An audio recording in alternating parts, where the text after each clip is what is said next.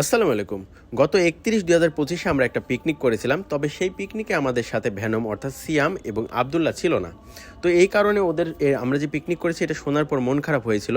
তাই তাদের জন্যই মূলত আজকের এই পিকনিকটা করা আবারও।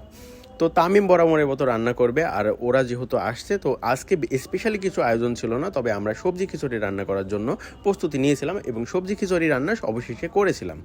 তো এই জন্য তামিম বাজার করে নিয়ে এসছে, তার সাথে হেল্প করেছে যারা ছিল অর্থাৎ পিসিগুলা সবাই হেল্প করেছে এবং কোটাকুটি করেছে, কাটাকাটি করেছে, সব কিছু করেছে এবং সাথে আমরাও ছিলাম। এবং যে পিচ্ছি দুইটার জন্য মূলত স্পেশালি রান্না করা তারাও ছিল, অর্থাৎ ভেনম এবং আবদুল্লাহ ছিল। তবে আবদুল্লাহ শেষ পর্যন্ত সে খাইতে পারেনি, কারণ সে অতক্ষণ জেগেছিল না, ঘুমিয়ে পড়েছিল, তাকে অনেক ডেকেও তোলা যায়নি। তবে আমাদের শেষ পর্যন্ত ভ্যানম ছিল এবং সে খুব পেট পুরেই খেয়েছে এবং অনেক আনন্দ করেছে এবং খুশি হয়েছে। তো এই রান্না করা হয়েছে। তবে এর মাঝে একটা কথা বলে রাখি, আমাদের খামারে বেশ কিছু নর হাঁস আছে। তো কেউ যদি নিতে চান তবে বাহাদুরপুর ইউনিয়ন এবং মোকাররমপুর ইউনিয়নের মধ্যে হইতে হবে, অর্থাৎ ভেড়ামারা থানা, এই দুই ইউনিয়নের মধ্যে থেকে যদি কেউ নিতে চান অবশ্যই জানাবেন, আমরা এগুলো সেল দিয়ে দিব এবং আমাদের পেজে অথবা আমাদের নাম্বারে যোগাযোগ করতে পারেন। তাহলে আপনারা পেয়ে যাবেন বা তথ্য পেয়ে যাবেন যে কীভাবে পাবেন বা কত দাম বা কখন পাবেন।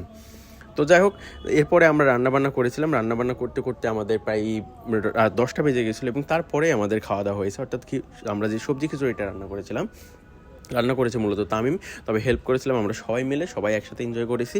তো খুবই টেস্ট হয়েছিল এবং সবচেয়ে বড় কথা, আমরা যে মূলত যার জন্য আয়োজন করেছিলাম যে দুইজনের জন্য, তার মধ্যে একজন আবার খাইতে পারেনি, তো ওর জন্য সকাল পর্যন্ত আমরা রেখে দিয়েছিলাম। আর ভেনম সে খুব মজা করে খেয়েছিল এবং এর সাথে সাথে ওর ভাই ছিল বা আমরা ছিলাম এবং আরও দু একজন ছিল, সবাই মিলে আমরা মোটামুটি খেয়েছি এবং খুব ভালো হয়েছিল। এবং তামিমের রান্নার প্রশংসা আবারও করতে হয়, পরবর্তীতে আবারও হয়তো ওকে আমরা ডেকে নিব রান্না করার জন্য, অর্থাৎ আমাদের খামারে একটা বড় করে কিছু আয়োজন করার চিন্তাভাবনা আছে আগামীতে।